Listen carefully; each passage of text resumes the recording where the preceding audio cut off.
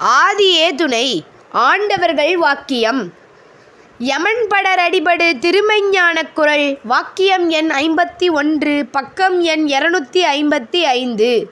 சுப்பிரமணியரை பூசிக்காத ஜாதி உண்டா? தமிழ்க் கடவுள் என்று சிறப்பித்து கூறப்பெறும் அவர்களே இப்போது நாம் நடத்தும் இந்த மெய்ஞ்ஞானச் செயலைப் பற்றி கூறுகிறார்கள் என்றால் வேறு எந்த ஒரு சாட்சி வேண்டும்?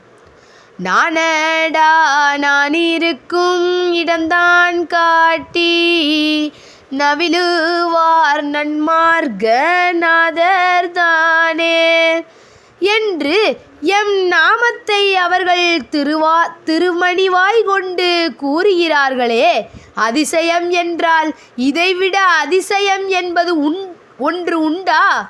மனிதன் அதிசயத்தை அண்ணாந்து ஆசையுடன் பார்ப்பவனாயிற்றே, பின் ஏன் இவ்வளவு பெரிய அதிசயம் இங்கு நிகழ்வது அவனுக்கு அதிசயமாக தெரியவில்லை? அவனுடைய இந்த செயலை பார்க்க எமக்கு அதிசயமாக இருக்கிறது. தெய்வங்களெல்லாம் எதிர்பார்த்து நின்று அதிசயிக்கும் செயல் அவனுக்கு அதிசயமாக தெரியாதது ஏனோ?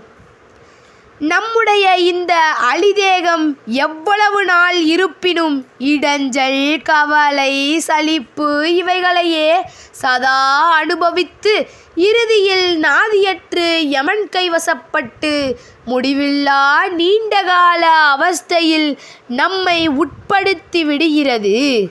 ஆகவே நாம் இந்த உடலுள்ள போதே அந்த யமன்பதி கடத்தவல்ல ஒரு பிரம்மஸ்வரூபியை தேடி அடைந்து கொள்வோமே ஆகில்.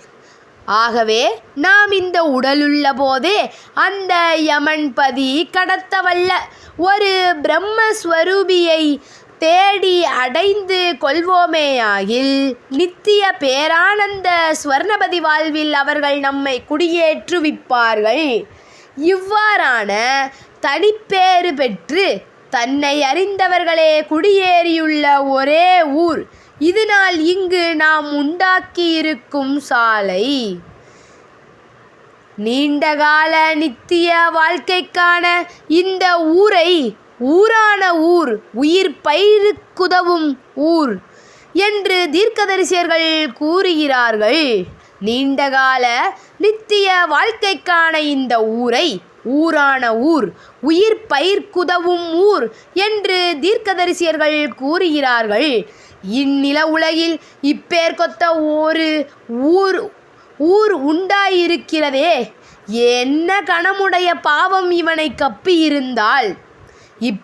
இப்பேர்க்கொத்த ஒரு ஊர் உண்டாகி இருக்கிறதே, என்ன கணமுடைய பாவம் இவனை கப்பியிருந்தால் இவ்வாறான ஊரில் தான் குடியேறி வாழ